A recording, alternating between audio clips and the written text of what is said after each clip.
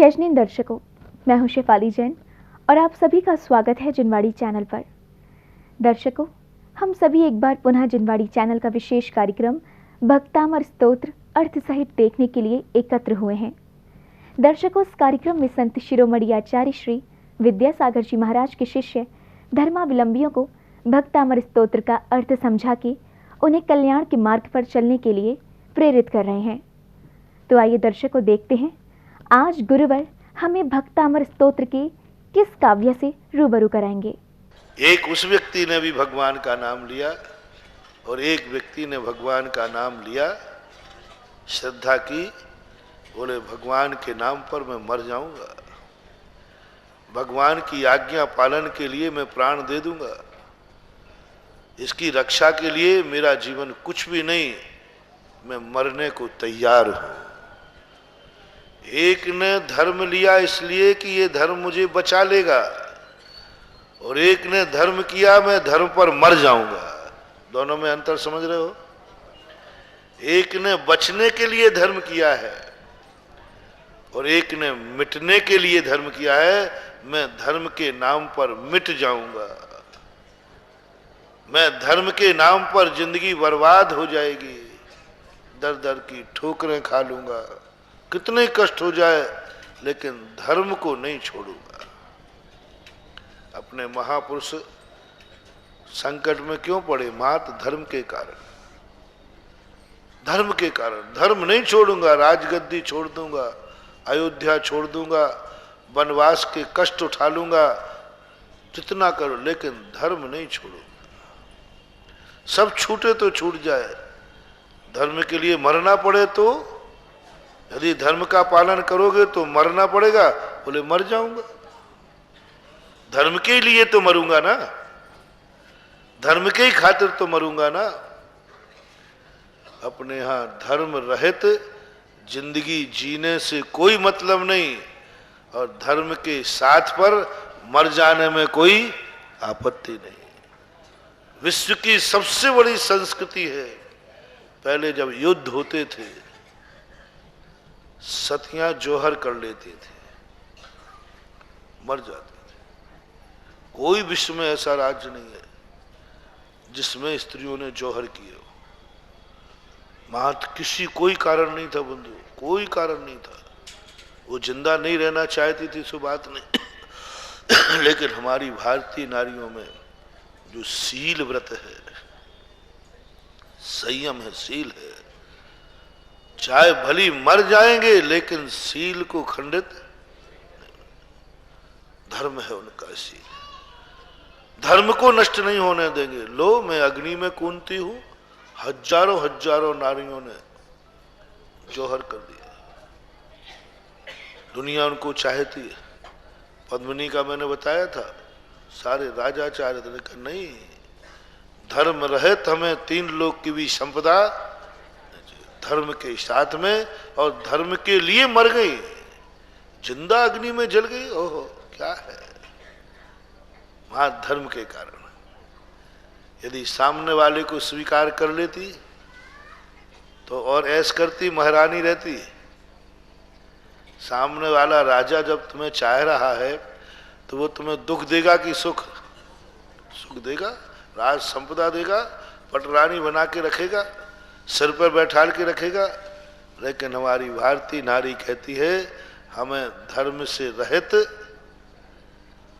तीन लोक का राज्य भी नहीं चाहिए, और धर्म रहित हम बन बन के कष्ट उठाने को तैयार हैं।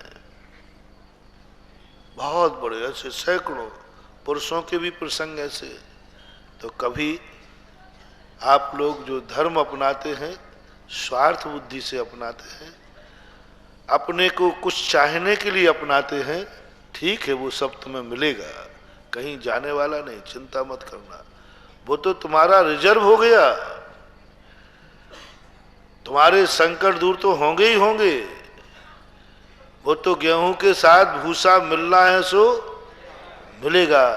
लेकिन तुम मत कहो कि भगवान में आपको अपने जिंदा रखने के लिए कह रहे हैं।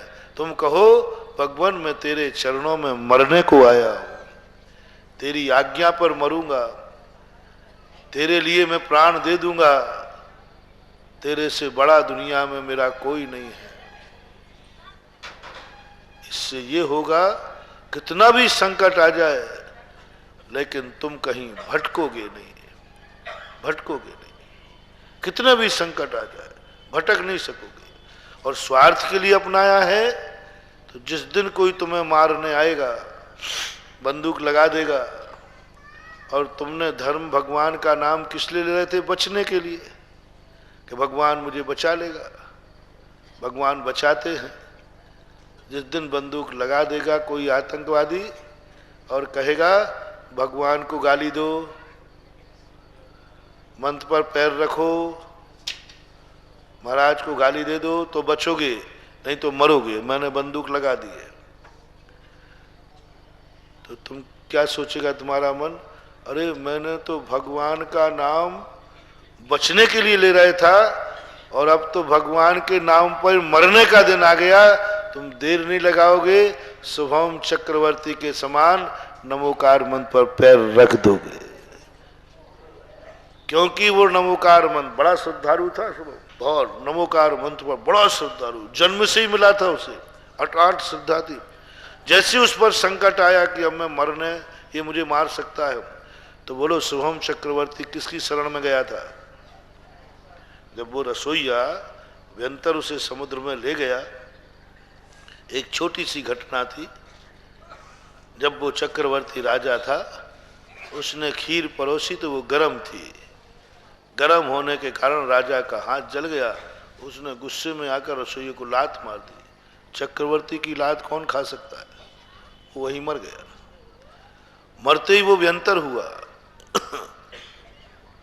भूतादिक जाति का देव हुआ। उसने कहा अच्छा, इसने मुझे मारा था, मैं प्राण का बदला प्राण से लूंगा, लेकिन कैसे लूं? चक्रवर्ती है, इसके पास इतने बड़े बड़े देवता हैं।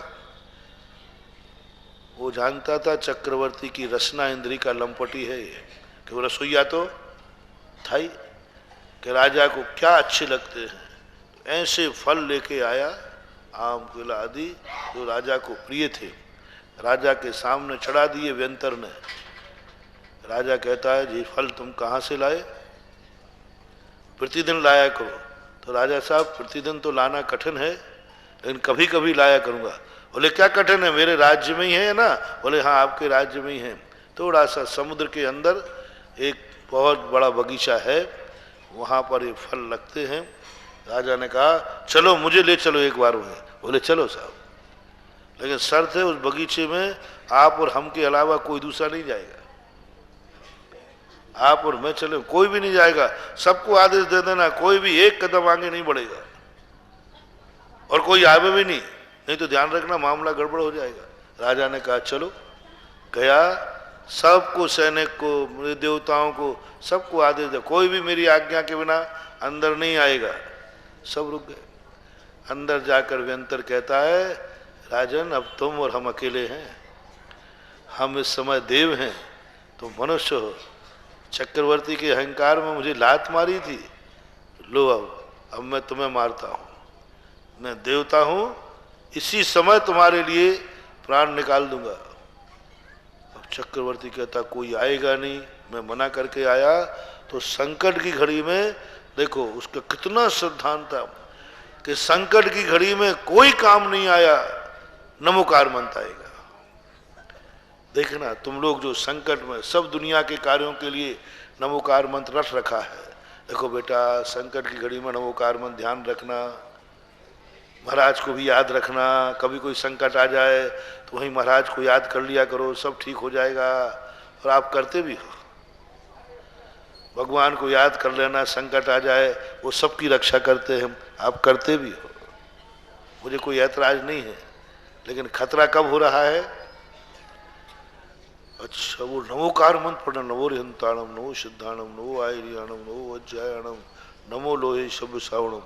व्यंतर घबरा गया, अब मैं इसको हाथ नहीं लगा सकता, क्योंकि इस समय ये पंच परमिष्टि की शरण में, ये तो नमोकार मंत्र पढ़ रहा है। कितना भी संकट आ जाए आप एकाग्र चित्त से अपने आराध्य में लीन रह जाइए, उसके हाथ कांप जाएंगे मारने वाले का। 1 मिनट को दहल जाएगा वो, यदि आप सच्ची श्रद्धा से ले रहे हैं। तुमने ऐसा मंत्र पर विश्वास कर रखा है, इस मंत्र के अलावा मुझे दुनिया में कोई बचा नहीं सकता, मेरे गुरु के अलावा कोई मेरी रक्षा नहीं कर सकता, भगवान के अलावा। और आप एकाग्र मंचित होकर के, वो सामने तलवारें लेके आया है, बंदूकें लेके आया है, तो एकदम अपने आराध्य की शरण में चले जाइए। ओम। 1 सेकंड को आप करिए, कितना भी खूंखार क्यों ना हो, 1 मिनट को उसके हाथ दहल जाएंगे, 1 मिनट के उसके पैर कांप जाएंगे, और वो कहेगा इस समय ये परमात्मा के पास पहुंच चुका है, परमात्मा का नाम ले रहा है, और परमात्मा के नाम लेने वाले को मैं मार नहीं सकता, क्योंकि वो भी परमात्मा से तो डरता ही है। परमात्मा का नाम ले रहा है, मंत्र पढ़ रहा है, मंत्र पढ़ते वाले को मैं नहीं मार सकता। तो चक वो रसोईया घबरा गया, अंत में कहता है कि कैसे नमोकार मंत्र बंद कराऊं इसका। उसने तुरंत अवध ज्ञान लगाया, अरे ये तो नमोकार मंत्र बचने के लिए पढ़ रहा है, इसकी श्रद्धा तो संकट दूर करने के लिए नमोकार मंत्र पढ़ रहा है। इसने तो नमोकार मंत्र इसलिए अपनाया था कि संकट में काम आएगा, और जो संकट के लिए नमोकार मंत्र करता है, धर्म करता है दूर करने के लिए, तो समझ लेना चाहिए वो उस जिंदगी में बहुत बड़ा खतरा। अभी देखना, उस व्यंतर ने समझा ये तो संकट दूर करने के लिए कर रहा है, ये तो बचने के लिए कर रहा है, एक धमकी में इसका सब धर्म छुड़ा दूंगा। और उसने कहा सुनिए चक्रवर्ती, कोई नहीं बचा सकता, नमोकार मंत्र क्या कर लेगा, तुम्हारे भगवान भी यहां नहीं आ सकते, कुछ भी नहीं हो सकता, तुम्हारा मरना निश्चित है, मात बचा सकता हूं तो मैं। जितना स्मरण तुम भगवान का कर रहे हो, इतनी मेरी बात मान जाओ तो बच सकते हो, अन्यथा नहीं। चक्रवर्ती के अनुसार मैं तो बचने की सोच रहा हूं, बचने के नमोकार मंत्र पढ़ रहे हैं, और आप कह रहे हैं नमोकार मंत्र नहीं बचा पाएगा, मेरी बात मानो तो बच जाओगे। तो चक्रवर्ती ने कहा आप तो मुझे बचने का उपाय बताओ, जो कहोगे वो करूंगा, जो कहोगे वो कहूंगा। बोले कुछ नहीं, जो नमोकार मंत्र पढ़ रहे हो इसे पानी में लिखकर पैर से मिटा दो, बस, और कुछ नहीं करना, तुम बच जाओगे। देखो, जन्म से पढ़ा हुआ मंत्र जो प्राण बचाने के लिए पढ़ रहा था, उसको ये संदेश किसी ने दे दिया कि नमोकार मंत्र अब बचाएगा नहीं, यदि इसको पढ़ा तो तेरा मरना निश्चित है। तो उसने इतने प्रिय परम आर्दाद महिमा मंडित नमोकार मंत्र पर पैर रखा कि नहीं रखा, बस और रखा। और वो देवता कहता है मूर्ख, ये नमोकार मंत्र से ही तो मैं तेरा बाल माका नहीं कर पा रहा था, अब नमोकार मंत्र पे पैर पर रख दिया, जा अब इसी के प्रभाव से तू नरकों में पड़, 7 मिनट। इसलिए मैं बार बार कहता हूं, आप लोग कहते हो महाराज आप पैंता बदल देते हैं, इसलिए मैं कहता हूं किसी संसार के स्वार्थ के लिए कभी भगवान को मत मानना, गुरु को मत मानना, शास्त्र को मत मानना, अन्यथा किसी दिन तुम्हारा स्वार्थ पूरा नहीं हुआ, उसी दिन आप धर्म से घृणा कर लोगे। यहां तक लोगों को मैंने देखा जो भगवान पर बड़ा विश्वास करते हैं, भगवान सबके रक्षक हैं, रक्षक हैं। वो नए जूते पहन के आया 5000 के, और भगवान के दरवाजे उतारे, मंदिर से लौटा तो गायब। वो कहता सब मामला खत्म। बोले क्या हो गया भाई? बोले आज से मंदिर नहीं आऊँगा। सुनते थे भगवान सबके रक्षक हैं, जो हमारे जूते नहीं रखा पाए वो मेरी क्या रक्षा करेंगे? बताओ भैया क्या कहें संसार को। वो कहता नहीं सवाल ही नहीं हम मंदिर जाने का। तुम कहते भगवान रक्षा नहीं त्राता नहीं त्राता नहीं त्राता जगत रे वीतरागात परो देवो न भूतो, ऐसा करके ये सब गप्पे हैं। जो हमारे जूते की नहीं बचा पाए, रक्षा कर पाए, कल वो मेरी रक्षा। इसका अर्थ है भक्त को सलामत रखना है तो भगवान को क्या करना पड़ेगा? है भगवान तू मंदिर में जाना और भगवान निकल के वहां खड़े रहेंगे, क्या मतलब?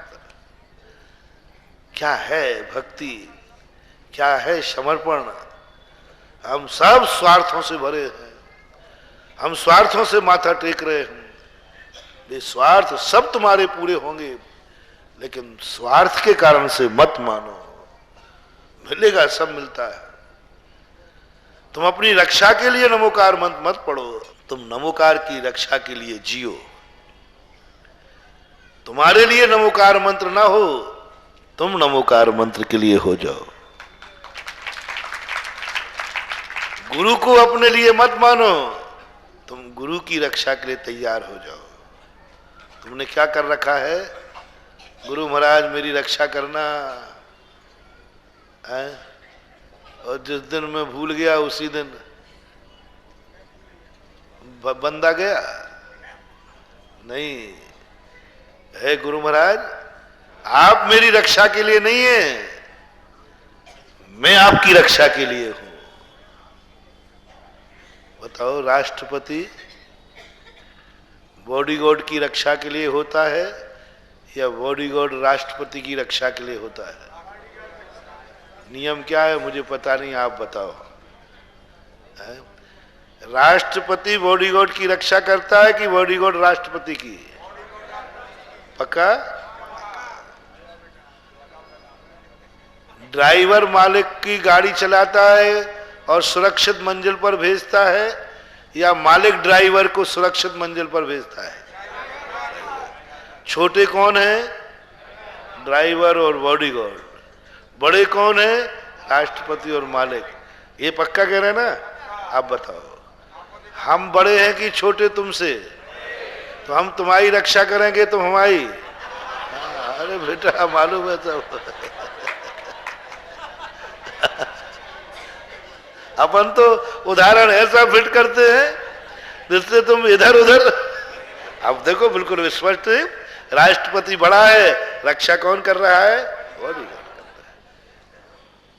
सेठ सेठ है, लेकिन उसको मंजिल तक कौन पहुंचा रहा है? ड्राइवर। बताओ तुमने गुरु को क्या समझ रखा है? राष्ट्रपति तो राष्ट्रपति है, हाँ। बाहर से राष्ट्रपति से बहुत बड़े हैं, और अपन उनकी रक्षा ना करके उनसे अपनी रक्षा करवाते हैं। मालिक से बड़े हैं भगवान, हम उनका रथ नहीं चलवाते हैं, लेकिन हम उनसे अपनी गाड़ी जरूर चलवा लेते हैं। नहीं, आज से पलटो ये बात। महाराज मेरे लिए नहीं है, वो तो होंगे ही तुम्हारे लिए, चिंता मत करना। तुम्हें नहीं कहना महाराज मेरे लिए नहीं है, मैं महाराज के लिए हूं। क्यों जा रहे हो महाराज भगवान मंदिर बाद? अरे भाई महाराज से थोड़ी बना रहा हूं, जिससे वक्त मौका पे। नहीं, ये कहो कि महाराज के पास जा रहा हूं, शायद कभी मैं महाराज के काम आ जाऊं, कभी मैं महाराज के काम आ जाऊं। धन्य हो जाएगा मेरा जीवन कि मेरी जिंदगी कभी महाराज के काम आ जाएगी। ना जाने कितने लोग हैं जो दुनिया से अपन महाराजों से अपना काम निकलवाती है, अपने काम निकलवाती है। कितने कम लोग हैं जो महाराज के काम आ पाते हैं। महाराज का तो खूब उपयोग करते हो तुम, हमेशा ही करते हो, लेकिन कभी तुमने अपनी जिंदगी का उपयोग महाराज को करने दिया क्या? कभी भाव आया काश मेरी जिंदगी भी महाराज के काम आ जाए, किसी भी रूप में आ जाए। हे भगवान, हे पापी, कभी आपके काम आ जाए, मेरा जीवन धन्य है। कभी मैं मरूं तो भगवान आपके खातिर मरूं, आप पर मरूं तो मेरा जीवन धन्य आ जाए। ये है भक्ति। फिर कभी तुम अपमान नहीं कर सकोगे। देख लेना, तुम्हारा धर्म कभी नहीं छूटेगा, क्योंकि तुमने धर्म को बचने के लिए नहीं, धर्म पर मरने के लिए धर्म किया है। अपने काम में नहीं लाऊंगा देवसाद गुरु को, मैं देवसाद गुरु के काम आऊंगा। चिंता मत करना। जब तुम ये संकल्प करोगे कि मैं देवसाद गुरु के लिए हूं, देवसाद गुरु मेरे लिए नहीं, उसी समय चिंता मत करना, देव साध गुरु कुछ भी करें या नहीं करें, सारे ब्रह्मांड की शक्तियां तेरी रक्षा करेंगी, क्योंकि तूने जिंदगी धर्म की रखी। धर्म रक्षति रक्षतः, एक सूत्र है।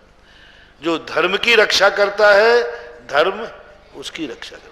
धर्म को एक वृक्ष की उपमा दी। वृक्ष फल देता है, छाया देता है। कब? पहले वृक्ष ने ये तुम्हें दिए या पहले तुमने वृक्ष को तैयार किया,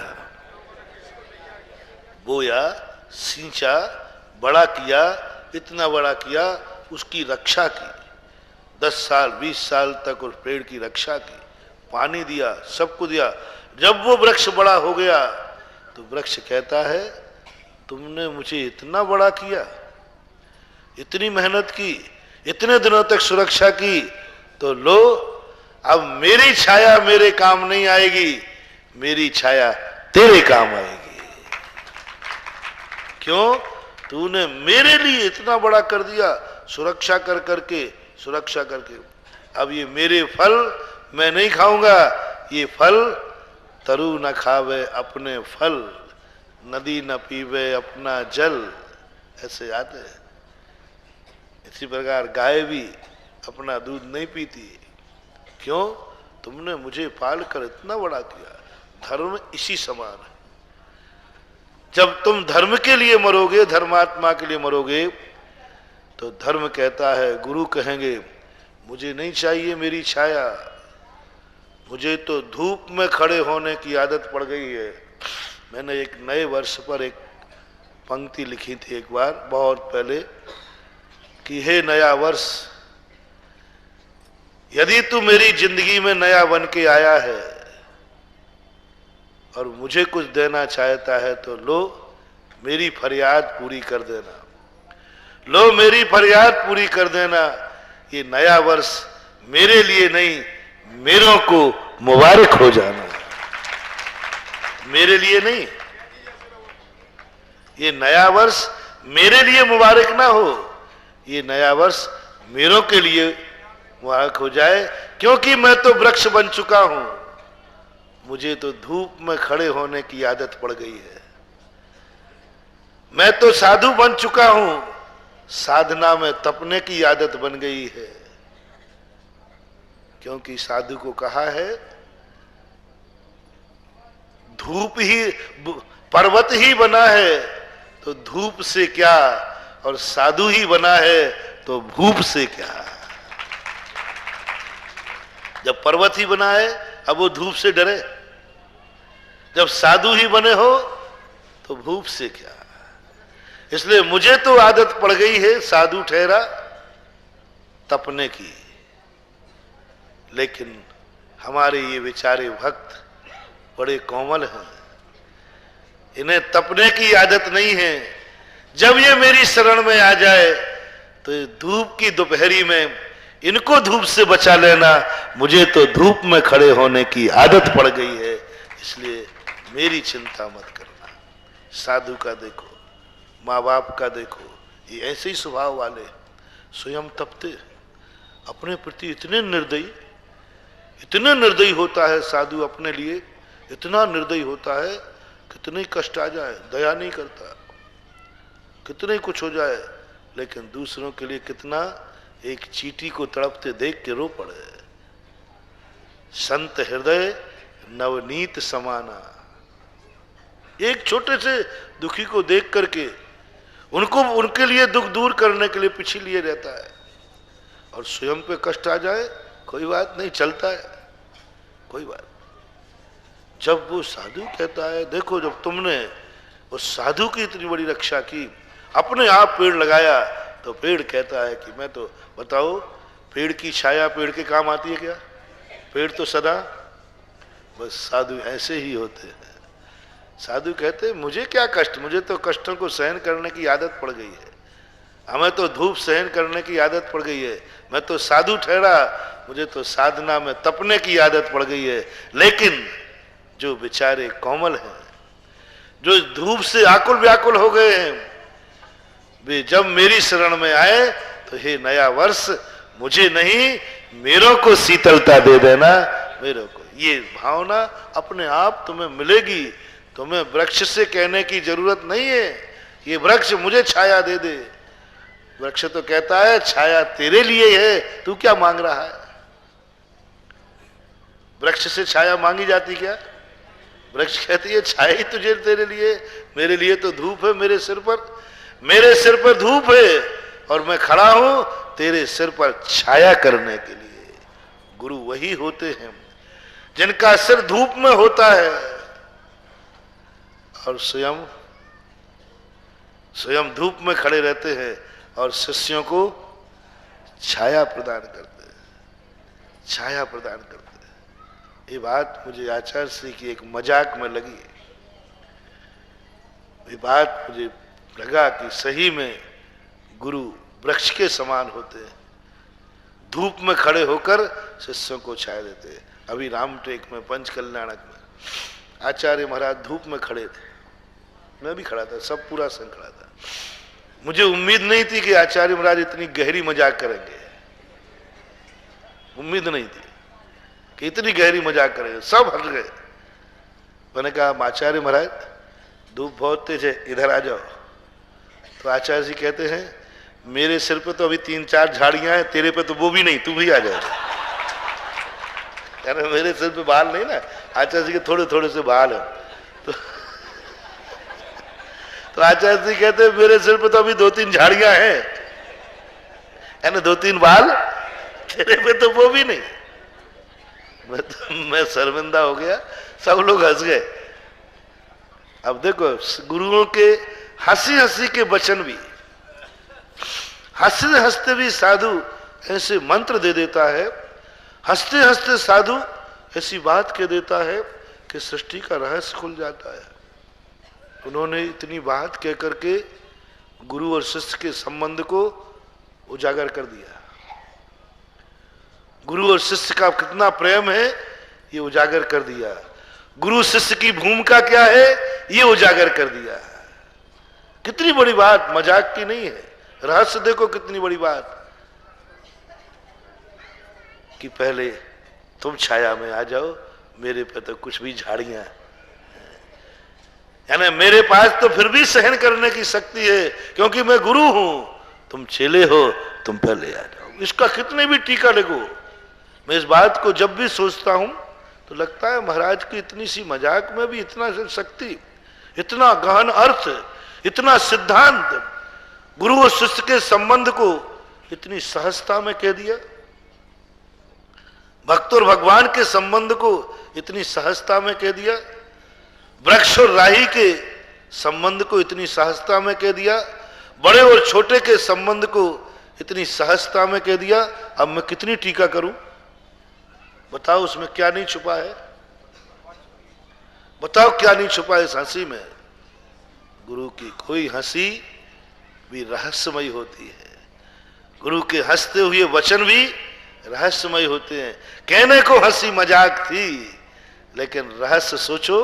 मैंने कहा गुरुजी ने कुछ कहा है, मैंने कहा गुरुजी ने कुछ कहा है, ये गुरु की मजाक नहीं हो सकती है, इसमें कोई ना कोई रहस्य। जब मैं इस रहस्य में बैठा, ओह डूबता गया डूबता गया डूबता गया, ऐसा आनंद आया। धन्य है जो गुरु हंसी हंसी में अपने शिष्यों को सृष्टि का रहस्य बता देते। कितना बड़ा रहस्य। ये संबंध है भगवान का और भक्त के साथ में। तुम चिंता मत करो, तुम गुरु की चिंता करोगे, छाया में आ जाओ। तुमसे महाराज फिर हमारी कौन करेगा बताओ, हमारी कौन करेगा? देखो मैंने तो नहीं कहा था कि मैं छाया में आ जाऊं। सहज ही अपन गुरु की चिंता के में लग जाए। चिंता मत करना, गुरु बहुत आगे का है, बहुत आगे का है। तुमने जितनी चिंता गुरु से की है, गुरु की है, उससे 1000 गुनी चिंता गुरु तुम्हारी करेगा। बस तुम चिंता के लिए गुरु के, तुम गुरु की चिंता दूर करने के लिए, गुरु के कष्ट दूर करने के लिए गुरु के काम आना शुरू कर दो। गुरु तो तुम्हारे हमेशा काम आता रहा है, आ रहा है और आएगा। लेकिन तुम कभी काम आ जाओ गुरु के। पेड़ तो तुम्हें छाया देता रहा है, देता रहेगा, लेकिन कभी तुम पेड़ को सिंचन जरूर कर देना। पेड़ यही कहता है, मुझे फल नहीं चाहिए, मुझे फल, ये फल उसको मिले जिसने मुझे सुरक्षित इतना बड़ा किया है। और फल कौन खाता है? तरु न खावे साधु। 24 घंटे साधना में एक बार भी भावना नहीं भाता। सुनो कान खोल के रहस्यमय बात, हम साधु लोग इतनी साधना करते हैं, तपस्या करते हैं, एक बार भी भावना नहीं भाते कि मैं सुखी रहूं, मेरे दुख दूर हो जाएं। रहस्य की बात बता रहा हूं। तुम लोग समझते हो कि महाराज अपना दुख स्वयं दूर कर लेते हैं। कितने कष्ट आ जाए, कितनी बीमारी आ जाए, कितनी बीमारी आ जाए, लेकिन साधु कभी भी अपने कष्ट दूर करने के लिए माला नहीं फेरता, अपने संकटों को दूर करने के लिए माला नहीं फेरता। कभी भगवान से नहीं कहता भगवान मेरा संकट दूर कर दो, कभी नहीं बोलता, बोलते ही नहीं। हमेशा 24 घंटे एक ही भाव, भगवान के पास जाएं तो, तपस्या में जाएं तो बस एक ही भाव न रहता है, संसार का कोई जीव दुखी न रहे। हमेशा हर भक्ति में, हर प्रतिक्रमण में, हर सामायिक में हमेशा संसार के सुख की चिंता करते हैं। अपने सुख के संबंध में एक बार भी नहीं कहते, एक बार भी भाव भी नहीं आता। वो कहते हमारी कोई चिंता नहीं, मैं तो दुख सहन कर लूंगा। लेकिन इनको ताकत है, ताकत है। एक महाराज को वादी राज थे, कोढ़ निकला। वो घटना हमने एक बार बता दी, और वे कभी भी उन्होंने अपनी शक्ति का प्रयोग नहीं किया। शरीर में व्याधि आ गई। सब लोग कहने लगे महाराज आप इतने तपस्वी हो, आपके आशीर्वाद से कितनों के कोढ़ दूर हो गए, कितनों की बीमारियां दूर हो गई, और आप 24 घंटे सबको निरोग बनाने की भावना करते हो। आपका आशीर्वाद जब दूसरों के काम आता है तो एक बार अपना आशीर्वाद अपने लिए ले लो ना। और ताकत थी उनमें। बताओ कैसा लगेगा? तुम्हें ऐसा आशीर्वाद देता हूं, तुम्हारे काम बनते हैं कि नहीं? जल्दी बोलो। बनते हैं। अब हमारा अपना खुद का काम है। अब आप लोग देखना, हमारा खुद का काम है। जब इस आशीर्वाद से तुम्हारे काम बनते हैं तो आज से अब हम अपने भी काम ऐसा नहीं करके। कभी देखा साधु को इतना हाथ किए रहता है हमेशा सबके लिए? कभी साधु को हिंसा देखा? जिस हाथ में तुम्हारे काम बनाने की ताकत है, क्या उस हाथ में स्वयं के काम बनाने की ताकत नहीं है? है। लेकिन साधु कभी अपनी शक्ति का प्रयोग अपने लिए नहीं करता। परमार्थ के कारण मोह न आवे लाज, मर जाऊं मांगू नहीं अपने तन के। ये आशीर्वाद सदा दूसरों के काम आवे, अपने लिए कभी काम नहीं लेता। कभी नहीं देखा होगा किसी साधु को पीछे से भी आशीर्वाद दे दे, तुम्हें दे दे कुछ, अरे महाराज पीछे में बड़ा चमत्कार है, तो साधु खुद लगावे ना सुबह उठ के क्यों? नहीं मैं तो यहीं बांधे लेता हूं ऐसे। हमारी पीछे है क्या बात है? तुम्हारी पीछे थोड़ी, हमारी पीछे सारे दुनिया के काम करे और हम परेशानी में रहे। है पीछे ध्यान रखना, तो सारी दुनिया के काम कर दे, आज से मेरे काम करना। चलो अब पीछे को यूं रख लो। कैसा लग रहा हूं? पागल लग रहे, पागल। तुम कहोगे महाराज का दिमाग, बताओ कैसे लगूंगा? यानी मैं प्रतिदिन ऐसे ही पागल लगूंगा। मालूम कैसे पागल? ऐसे ही पागल लगूंगा। मालूम कैसे पागल? ऐसे ही पागल लगूंगा। मालूम कैसे पागल? जैसे तुम सवेरे उठ करके स्वयं अपने पैर यूं करो।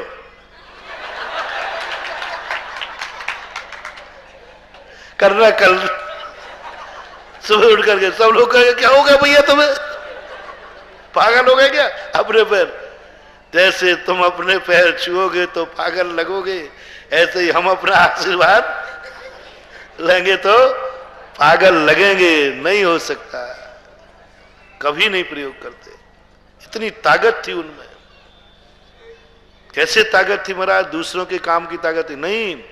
जब धर्म की रक्षा की बात आई, उनके कारण से लोगों ने कहा मुनिराज कोड़ी हैं, इनमें कोई शक्ति नहीं है, इन्हें सारे साधुओं को खत्म कर दिया जाए, इनके भक्तों को बंदी बना लिया जाए। तब साधु ने कहा ये राजा क्या समझ रहा है कि मैं अपनी शक्ति का उपयोग अपने लिए नहीं कर रहा हूं, तो क्या मेरे में शक्ति नहीं है? बस कुछ नहीं था। सुबह उठे, अपने पिछी को शरीर पर यूं फेर दिया, कोड़ ऐसे झड़ गया जैसे कभी हुआ ही नहीं था। अपने शरीर का भी कोड़ दूर किया, उनको कोई कष्ट नहीं था। बहुत लंबी कहानी है, समय निकल जाएगा। उनको कोई कष्ट नहीं था, वो चाहते तो जिस दिन हुआ था उसी दिन दूर कर लेते, वो तो सहन करने में आनंद आ रहा था। लेकिन जब धर्म और धर्मात्मा पर संकट आया तो उन्होंने दुनिया को दिखा दिया कि जो दुनिया के संकट दूर कर सकता है वो अपने भी कर सकता है, लेकिन वो अपने करना नहीं चाहता, नहीं करना। मानते होंगे आचार्य महाराज को, इतनी शक्ति थी। लेकिन जब दुनिया ने देखना चाहा कि बोलो तुम्हारे पास क्या शक्ति है, तो आ जाओ मैदान में। धर्म के कारण से मैं प्रयोग करूंगा। इसलिए साधु संतों की जो नेचर है वो समझो, वो तुम्हारे लिए है। तुम नहीं भी हो उनके लिए तो भी वे सदा तुम्हारे कल्याण की भावना। लेकिन तुम एक नियम करो, मैं साधु के लिए हूं, मैं गुरु के लिए हूं, जो कुछ भी मेरा है सब गुरु के लिए है। मेरे जीवन में जो कुछ भी पुण्य है सब गुरु के लिए है, सब धर्म के लिए है, सब भगवान के लिए है। मेरा इसमें क्या है? क्या भाषा बोल रहा हूं? जो कुछ भी मेरे पास है सब देव शास्त्र, मेरा इसमें कुछ भी नहीं। मैं ही जब उनका हूं तो मेरा तो उनका है ही, मैं ही उनको हूं। मैं जिंदा हूं तो उन्हीं के भरोसे हूं, तो क्या उनके लिए मरूंगा, उनके लिए जीऊंगा? मेरा कुछ भी नहीं, मेरे लिए कुछ भी नहीं। ऐसा परिणाम जब तुम्हारा बन जाए उस समय तुम समझना कि तुम्हारी भक्ति, तुम्हारी श्रद्धा सम्यक है। देव साथ गुरु को अपने काम में लेने के लिए भक्त बनना सारी दुनिया की रीति है। देव साथ गुरु के काम आ जाऊं इसलिए भक्त बनना सम्यक दृष्टि की रीति है। बस बताओ, जब जब तुम्हें ये भाव आवे मेरी जिंदगी धर्म के काम आ जाए, मैं धर्म के लिए मर जाऊं, धर्म के लिए मर जाऊं, लेकिन मैं धर्म को न छोड़ूं चाहे भली प्राण चले जाए। जिस दिन तुम्हें ये भाव आ जाए देव साथ गुरु अथवा धर्म के लिए मैं मरने को तैयार हूं, समझ लेना अब तुम धर्मात्मा बन गए। जब तक तुम्हारी ये भाव आ रहे हैं ये धर्म मेरे लिए मरता रहे, मेरी रक्षा करता रहे, तब तक तुम स्वार्थी हो। पुण्य का बंध होगा, अधिक से अधिक दौड़ लगाओगे तो स्वर्ग तक दौड़ लगेगी, मोक्ष मार्ग बनने वाला नहीं है। मोक्ष मार्ग तो जब ही आएगा जब तुम धर्म की रक्षा के लिए कटिबद्ध हो जाओ। धर्म बड़ा है, गुरु बड़ा है, रक्षक तुम हो, उनकी रक्षा के लिए तत्पर हो जाओ तो तुम सही धर्मात्मा माने जाओगे। फिर तुम कभी नमोकार मंत्र पर पैर, तुमसे कोई कहेगा देखो मार डालूंगा, तो बोले मैंने मरने के लिए नमोकार मंत्र पढ़ रहा था कि जब मैं मरूं नमोकार मंत्र पे देखो क्या मजा आ गया। देवता ने कहा था है ध्यान रखना नमोकार मंत्र बंद करता है पढ़ना की नहीं तो मार डालूंगा। बोले मैं इसी समय के लिए पढ़ रहा था कि जब मैं मरूं तब नमोकार मंत्र पढ़ूं। मैंने जीवित में नमोकार मंत्र जिंदा रहने के लिए और जिंदा के लिए मैंने नमोकार मंत्र नहीं पढ़ा है, मैंने तो मरते समय मरने के लिए नमोकार मंत्र सीखा है। कि बताओ जीवन चलाने के लिए नमोकार मंत्र सीखा है कि मरते समय के लिए नमोकार मंत्र सीखा है? अपन ने तो मरते समय के लिए सीखा है कि हे भगवान जब मैं मरने लग जाऊं तो नमोकार मंत्र पढ़ूं। इसलिए हे देवता तू मुझे मारेगा और मरते समय मुझे नमोकार मंत्र पढ़ना है, इसलिए मैं नमोकार मंत्र तो नहीं छोड़ूंगा क्योंकि मैंने इसी के लिए पढ़ा था। अब बोलो कौन कौन नमोकार मंत्र का अपमान करा सकेगा? किसी की ताकत नहीं। और जिंदा रहने के लिए करोगे तो आप पैर से लात रख दोगे, धर्म को ठुकरा दोगे। इसलिए बार बार पूज्यवर 11वें श्लोक में कहते हैं कि यदि आपका सही समर्पण है तो फिर आप अपनी स्थिति नहीं बदलोगे।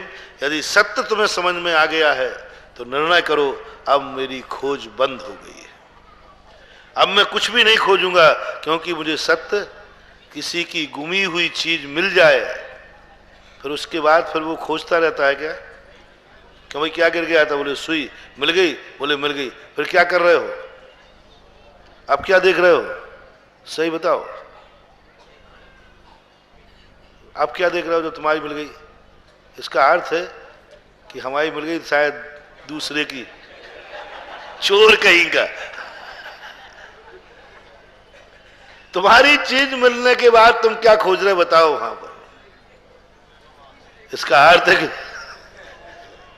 जब तुम्हें गुरु मिल गया, तुम्हें भगवान मिल गया, तुम्हें शास्त्र मिल गए, तुम्हें धर्म मिल गया, आप क्या खोज रहे हो दुनिया में? बताओ रे बताओ। या तो कहो कि नहीं मिला, जैसे कल कहा था, कहो महाराज अभी सच्चा गुरु नहीं मिला, कहो कहो मिला कि नहीं? तो आप क्या खोज रहे हो? जा तो बताओ, चोर कहीं का। हम तो सीधी बात, तुम ही बताओ।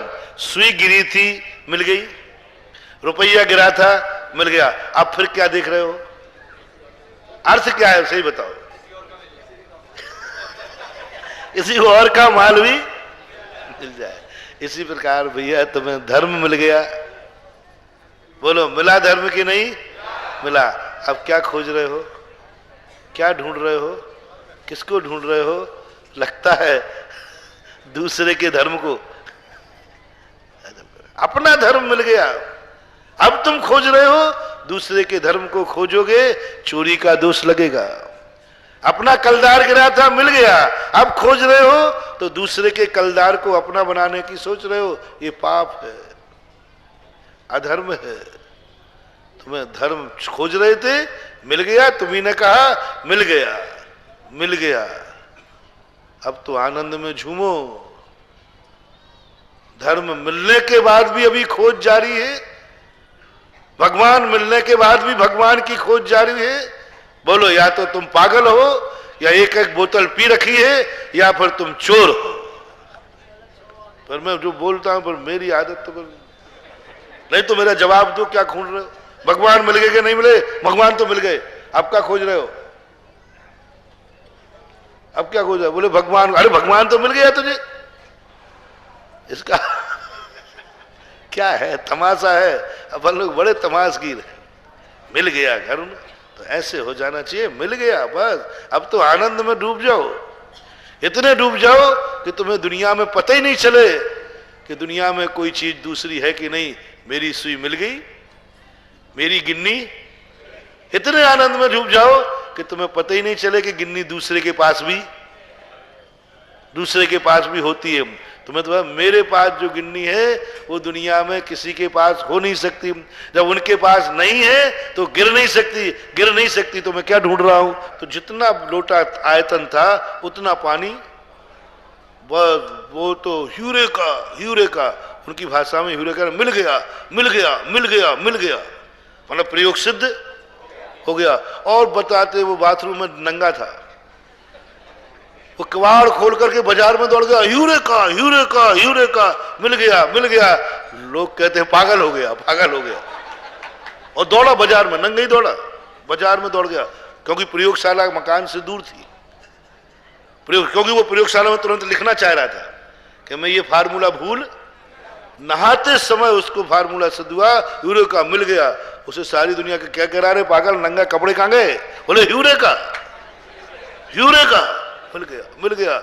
उसको यही पता नहीं कि मैं कितना बड़ा हूं, मैं वस्त्र पर, मेरे शरीर पर वस्त्र नहीं है, सारी दुनिया देखो क्या कह रही है, उसे होश ही नहीं। वो तो कहता ह्यूरेका मिल गया।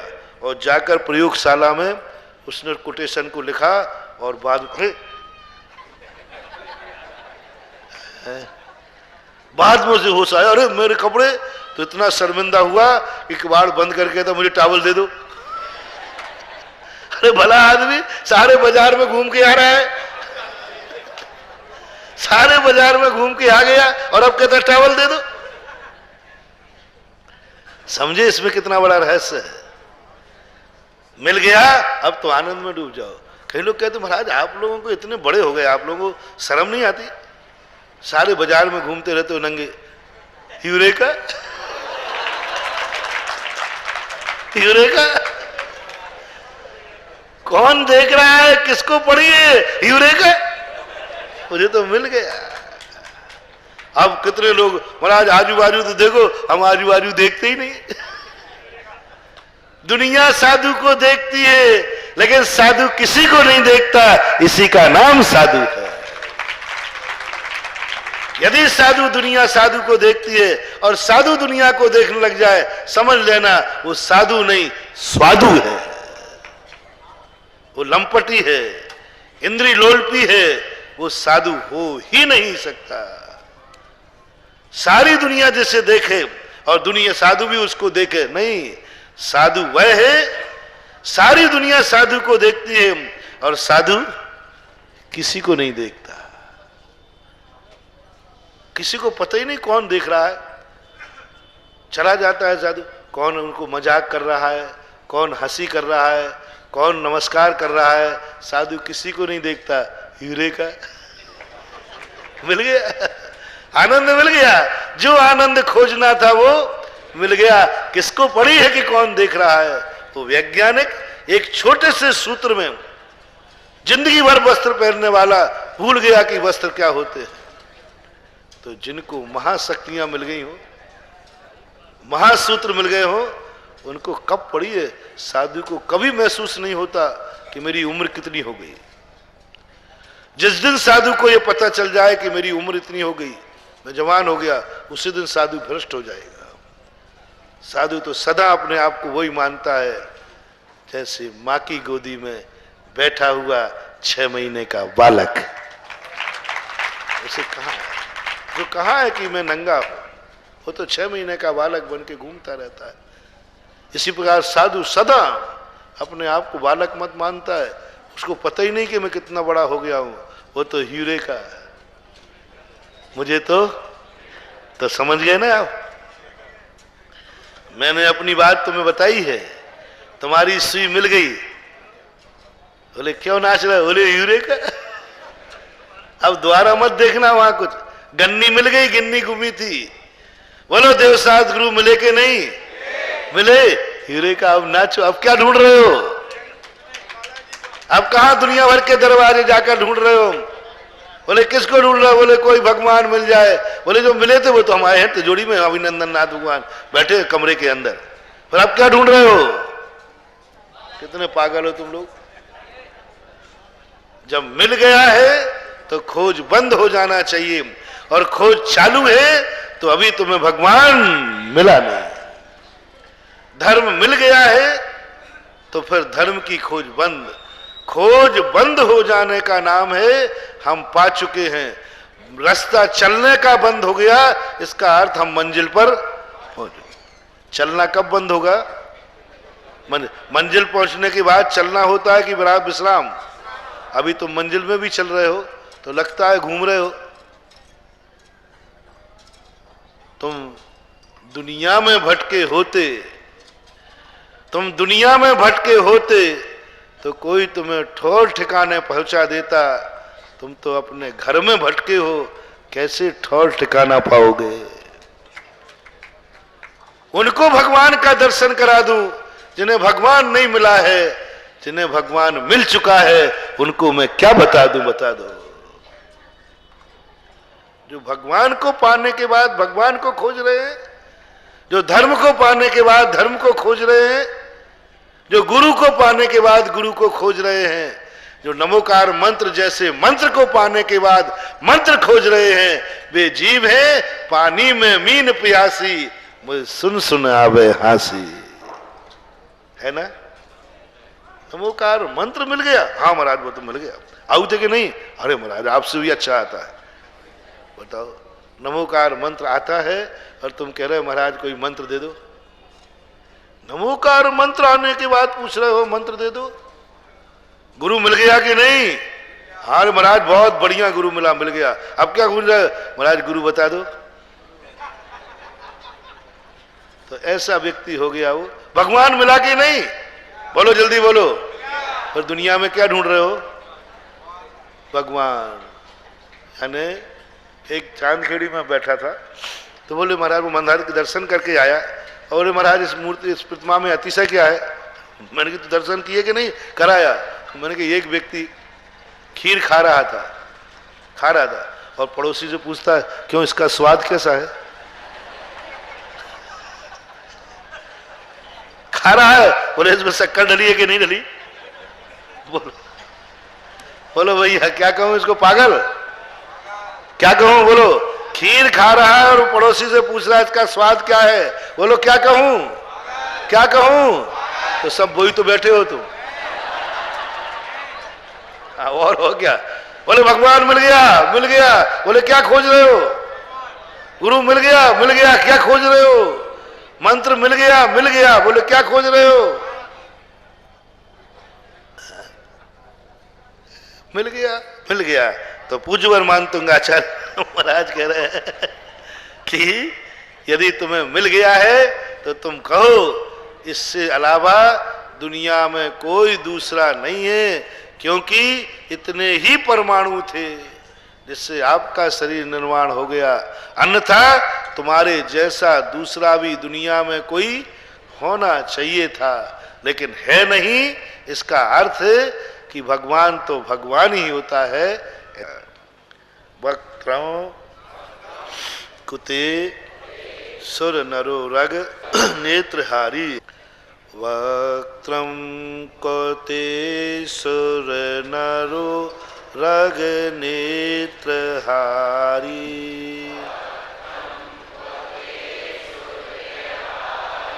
निःशेष निर्जित जगत त्रितयोप मानम।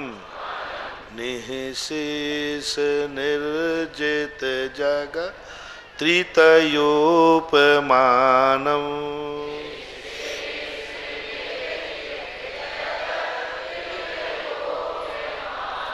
बिम्बम कलंक मलिनम व निशाकरस्य। बिम्बम कलंक मलिनम क्व निशाकरस्य।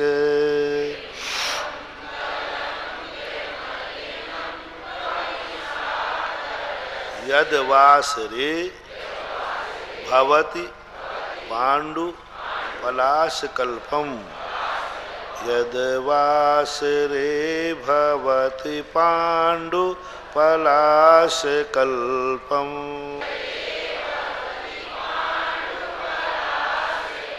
जो तुम्हारा श्रद्धेय है उसकी उपमा किसी से मिलना नहीं चाहिए।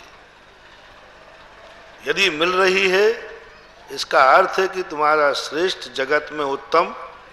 तुम किस बल पर? देखो मंगलाचरण पाठ कैसे कराया। बोलो मंगल कौन है? अरहंत मंगल। यदि दूसरा भी मंगल है तो फिर अरहंत मंगल कैसे कहें? सिद्ध साहु मंगलम केवली परिणतो धम्मो मंगलम। मध्य की कड़ी बड़ी महत्वपूर्ण है। यदि तुम्हारे भगवान के समान दूसरा उत्तम है तो फिर तुम क्यों कहते हो अरहंत लोग उत्तमा? कहने का अर्थ क्या? देखो मंगलाचरण में रखा। भक्ति का सबसे बड़ा स्वरूप इसी में है। देखो इससे भक्ति सीख लो आओ। तुम्हें भगवान मिला है कि नहीं? भगवान की पहचान है कि नहीं? देव साध गुरु को लगा लो इसका थर्मामीटर मंगलाचरण में। जो तुम्हें मिला है यदि वो तुम्हारा श्रद्धेय है तो तुम्हें मंगलकारी होना चाहिए। दर्शकों, भक्तामर स्तोत्र की रचना आचार्य मानतुंग ने की और इसका उपयोग तब सिद्ध हुआ जब वह अत्यंत कठिन समस्या में थे। तो दर्शकों, इससे ये तो पता चल ही जाता है कि कोई भी समस्या भक्तामर स्तोत्र के वाचन से बढ़कर नहीं। तो अब आज के लिए इतना ही। देखते रहिए जिनवाड़ी चैनल। जय श्नेन्द्र।